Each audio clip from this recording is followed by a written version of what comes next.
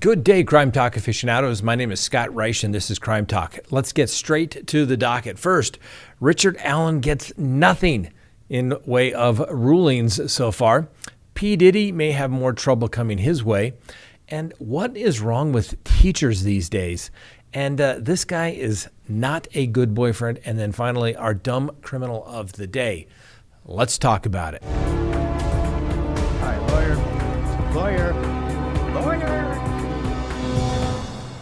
Good day, everyone. Thanks for joining us. My name is Scott Reich, and this is Crime Talk. You know the drill. Subscribe if you haven't, like if you do, leave me a comment below, and hit that little bell for notifications of when we go live or put up new content.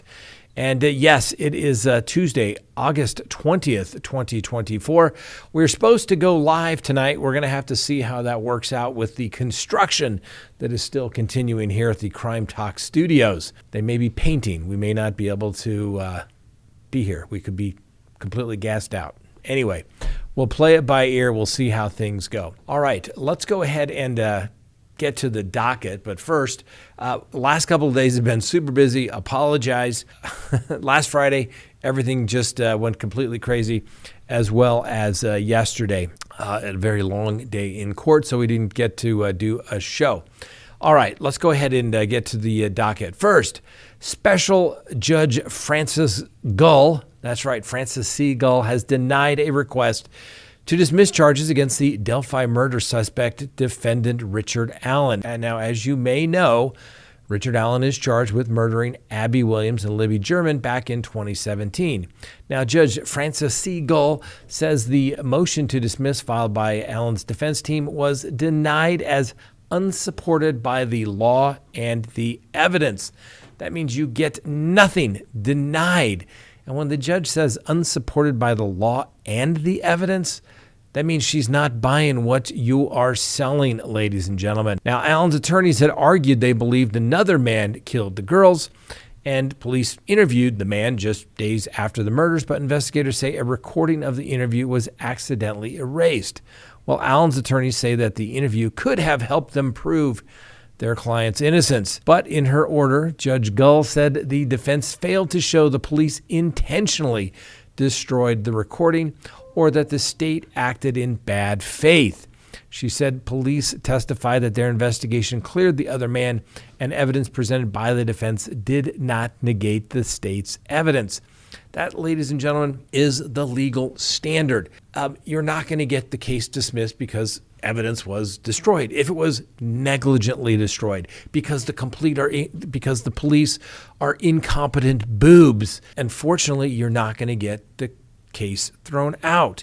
You have to show bad faith. You have to show that it was exculpatory in the sense that it would have completely cleared your client and the police did it intentionally or with bad faith. Very tough standard to show because the police always get up and say, "Ooh, we forgot to turn the button on," or, "Ooh, you know what? Those days we just didn't hit the record button and we were downloading, and for some reason all of those videos got wiped out." Do you think I've heard that excuse before, ladies and gentlemen?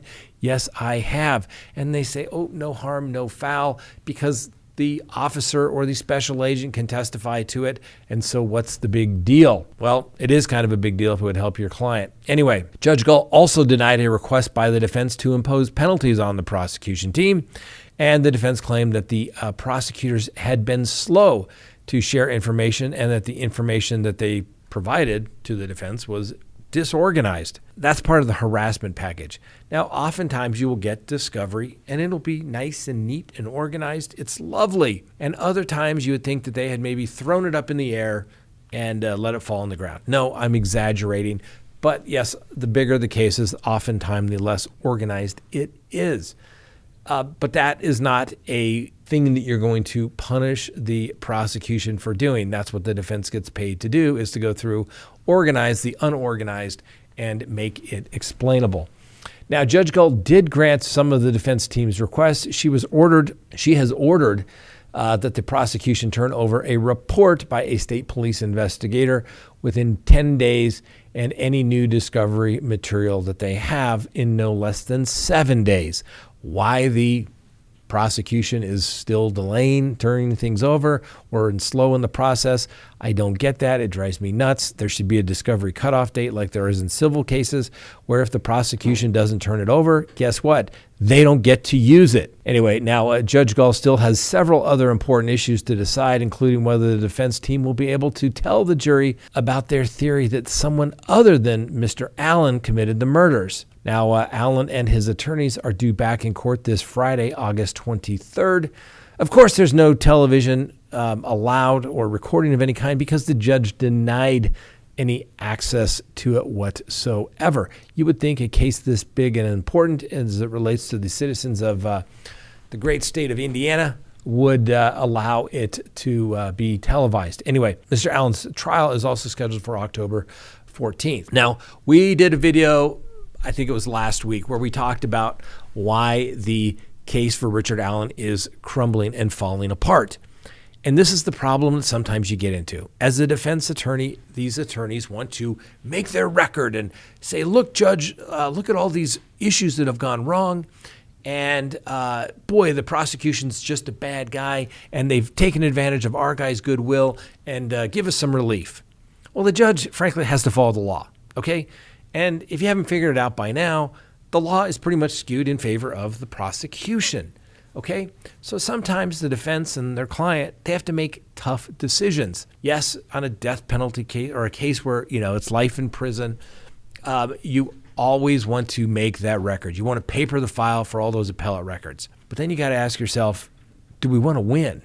Okay, because when you start filing all these motions that are not going to be granted, you give the prosecution a tip of your hand as to where you're going in the trial. All the Frank's hearing motions that the defense has filed, basically saying it was completely impossible for a single person to do this crime. I mean, frankly, it would be beautiful cross-examination. But now the prosecution is going to be aware of that and explain why they think this is. And, they're tipped off to everything.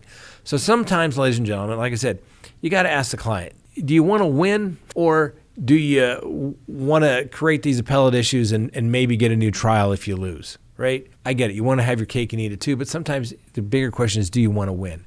Sometimes you got to save all that stuff. It's not going to get your case dismissed.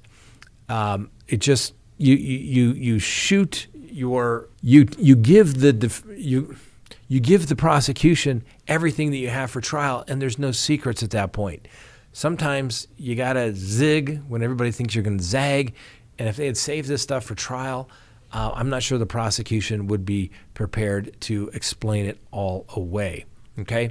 Obviously, another area where Richard Allen's case has fallen apart is these alleged confessions, ladies and gentlemen. Now, the judge hasn't ruled on that yet, but they're coming in. Okay? I'm telling you, they're coming in. Yes, Mr. Allen is in custody. I get that. But when he starts talking on the phone, there's no police conduct when they're listening to his calls with his wife. They don't have to advise him. Heck, the phone tells you repeatedly that these calls are being recorded and subject to monitoring. So you do so at your own peril. His alleged admissions that were made to other inmates, those are spontaneous admissions. There's no governmental action in that regard. They're coming in. And when you admit to killing, allegedly, 2 young girls, most people don't do that unless they actually did it. Talk about a statement against penal interest, ladies and gentlemen. You just simply don't say something like that unless it is more than likely true. Now, the defense, once again, could go and say, this is a result of his incarceration in solitary confinement. Okay, but there's been lots of people in solitary confinement. Regardless of how horrendous it is, people don't necessarily start confessing randomly to crimes that they didn't commit. Something to think about, ladies and gentlemen. Something to think about. And I thought it was going to be a great case, but I think it's falling apart for the defense. I really do. If you think I'm wrong, let me know in the comments below. Next, P. Diddy might have some more problems coming his way. Now, one of P. Diddy's accusers might be giving the feds a little more ammunition to indict him. Now, the woman who's already suing him for allegedly putting her into sex trafficking at one of his white parties, has now gone and filed a police report. Now, Adria English spoke to the Miami Beach Police Department last week and detailed many of the same allegations dating back into the early 2000s. She laid this out in her civil lawsuit against P. Diddy, a.k.a. Sean Combs. Now, she had not filed a police report prior to filing the criminal case. So law enforcement sources apparently have confirmed that the detectives prepared a report from Adria, but we're told they determined there was not enough evidence to investigate human trafficking or any other crimes. However, the detectives did file the report, which will be shared with federal authorities, who are also running a federal parallel investigation. As you know, you may recall, the feds raided Mr. Combs' residence both in California as well as Florida. Adria's attorney, Ariel Mitchell, states that she is cautiously optimistic about this process, and she plans to file another police report in New York City soon, and she hasn't already done so because they required her to make the report in person. Now, as you may recall, Adria filed against Mr. Combs last month, claiming that she first met old Sean Combs and his crew around 2004, agreeing to act as a go-go dancer at his infamous white parties. Well, apparently that spiraled from there, accusing Diddy and others of supplying her with alcohol laced with ecstasy and forcing her to have sex with Mr. Combs' friends. She's suing Mr. Diddy and a group of his friends, including Tamiko Thomas, the Ghislaine Maxwell to Diddy's Jeffrey Epstein, apparently, and for emotional trauma, including intimacy issues and painful memories. Now, needless to say, Mr. Combs' attorneys deny this and says no matter how many lawsuits are filed, it won't change the fact that Mr. Combs has never sexually assaulted or sex trafficked anyone. We live in a world where anyone can file a lawsuit for any reason and without any proof. Fortunately, a fair and impartial judicial process exists to find the truth, and Mr. Combs is confident that he will prevail against these allegations and other baseless claims in court. So, obviously, old Sean Combs has got some problems. When the feds are raiding your house, you got problems. Does it mean there's going to be a case? Maybe, maybe not. I don't know. More than likely, yes. But let me give Mr. Combs a little bit of hope here. First of all, he didn't call.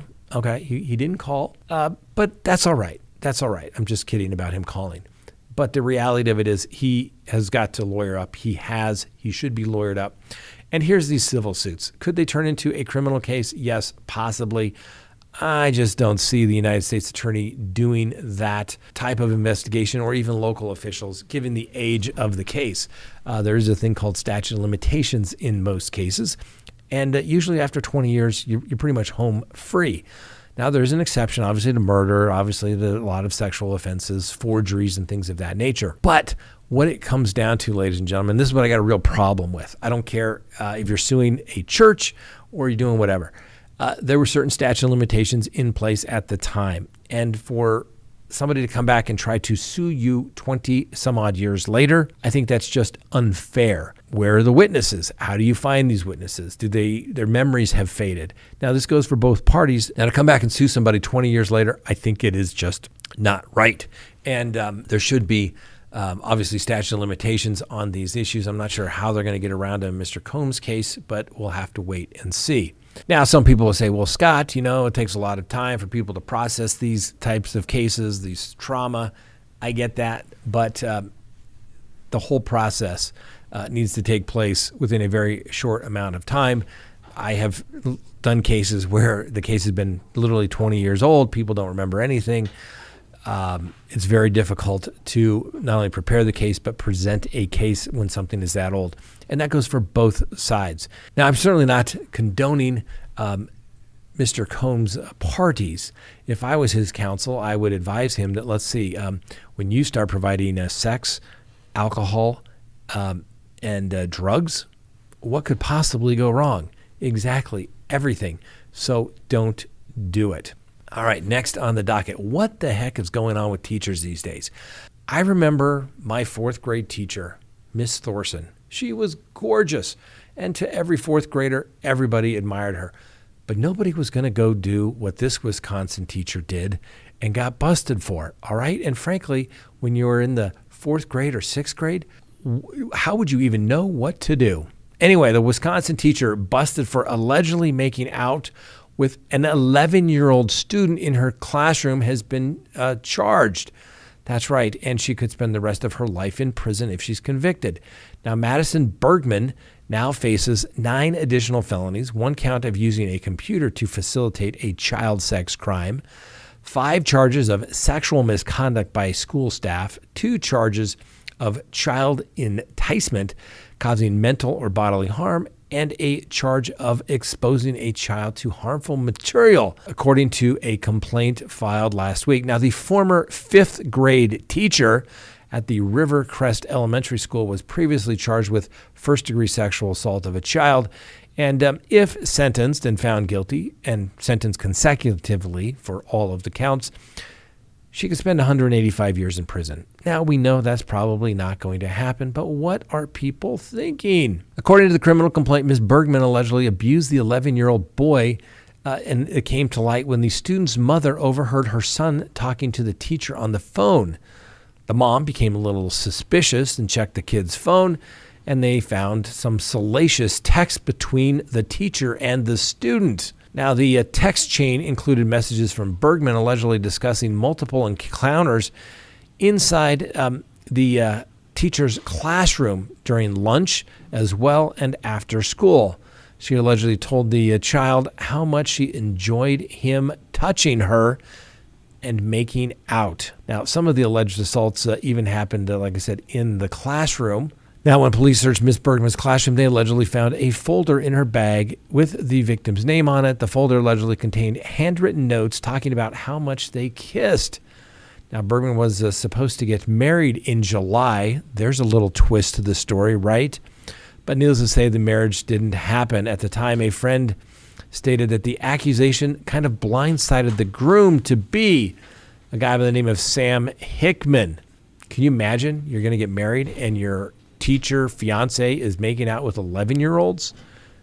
I would think most people wouldn't see that coming. Anyway, Ms. Bergman has pled not guilty to all charges. We will give her the presumption of innocence, but I don't know. Teachers just didn't act like that when I was a student, and I don't know what the heck is going on. Next, this is a little odd. A Washington state man is behind bars after he murdered his girlfriend while high on Molly because she was acting weird, according to the police.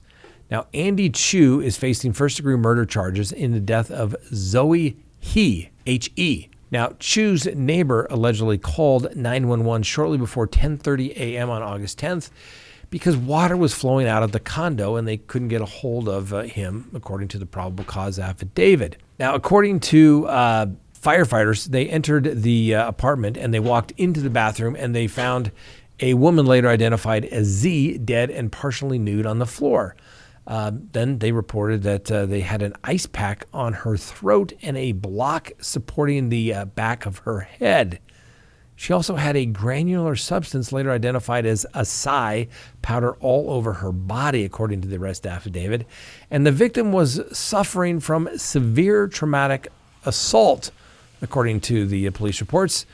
Now, that traumatic assault was on her face, head, neck, and chest. And detectives identified Ms. He through her driver's license. Now, the bathtub was full and the sink was on full blast. There was also water all over the floor and going down the stairs. Video footage from a neighbor showed Mr. Chu and Ms. He carrying groceries arriving at the condo about 4:45 p.m. on August 9th. Chu left the home by himself around 8 a.m. on the 10th. Neighbors also reportedly told cops that Chu returned everyone's trash bins back to the property after the garbage was picked up, which apparently he had never done before. So shortly before 4:30 a.m. on August 11th, officers received a report of a patient at the University of Washington Medical Center who had allegedly groped a nurse. The patient turned out to be Mr. Chu, who had been taken to the hospital by friends for a psychotic behavior that he was engaging in. And once cops realized who Chu was, they took him to the police headquarters for an interview. Now, after he was advised of his Miranda rights, Mr. Chu told a story that was a little fragmented and apparently difficult to follow at times, according to the police. But Chu was in self-described crisis condition he found himself in, which he caused him to retreat from his condo. Mr. Chu would describe things and sometimes say that this is what he remembers, but then he wasn't sure if it was reality or not, according to the arrest affidavit. Anyway, Chu reportedly said that Miss He, his girlfriend, since January, had just arrived from Hawaii, where she lives. Chu said that he thought he may have killed her. Anyway, he said he had a memory of choking her, twisting her neck, holding her down under the water in the tub. And he also said he thought he maybe broke her neck. Well, the alleged murderer said that he remembered taking her out of the bathtub and placing her on the floor. He then tried a number of things to revive her, including sprinkling the acai powder all over her, placing a ball similar to a golf ball in her mouth to fix her jaw. He reportedly tried CPR and asked why he assaulted her. Mr. Chu said it was unclear other than she was acting weird and that she attacked him, but he would not or could not describe the attack and denied that they were arguing at the time of the murder. Mr. Chu also allegedly admitted to taking 2 Molly pills, also known as ecstasy or MDMA, and smoking some marijuana.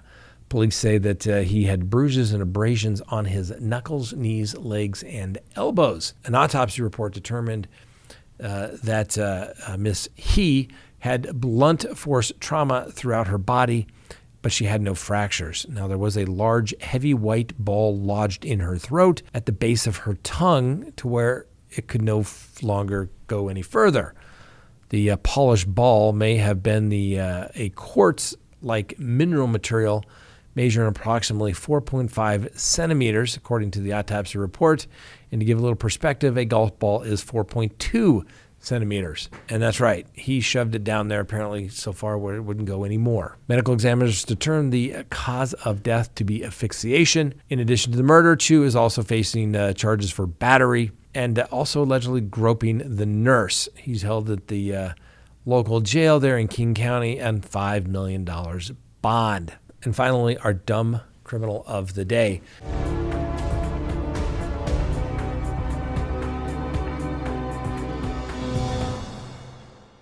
Check out this woman in California, a shoplifter with expensive taste. She tried to hide from cops in the trunk of her Tesla after she swiped $850 worth of products from Lululemon and Sephora. Emily Yanagida was arrested for shoplifting at the Irvine Spectrum Center, stealing $600 worth of makeup and $250 in workout gear. Now, the police released footage which showed officers discovering the bizarre hideout, and she hid under a bright green tarp in her Tesla trunk. Now, this all occurred when the loss prevention officers at the Sephora alerted police to a shoplifting suspect who was in the store and then fled.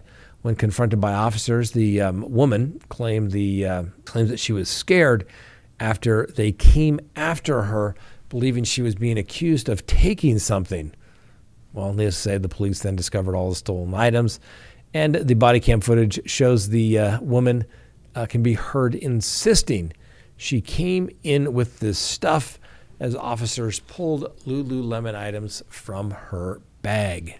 That's right, ma'am, you are our dumb criminal of the day. All right, that's all we have for today. Thanks for watching. Should be going live 6 p.m. tonight. We'll see how that works out. Depends on the construction here. Thanks for watching. We'll see you next time. And yes, the Constitution matters.